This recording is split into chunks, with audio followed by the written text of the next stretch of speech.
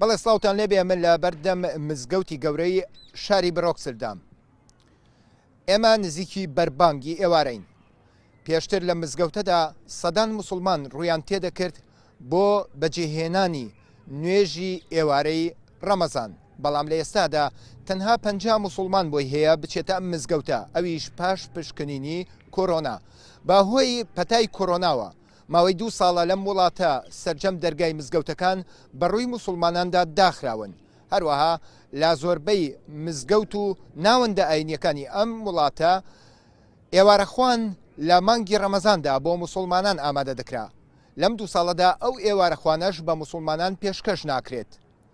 جگە لەمە موسڵمانان لە ئێستادا خوازیارن کە کۆتایی بە پەتای کۆرۆنا بێت و ئەوان بتوانن بگەڕێنەوە و بۆ مزگەوتەکان و نوێژ و سروتە ئاینیەکانیان بەڕێوەبەرن.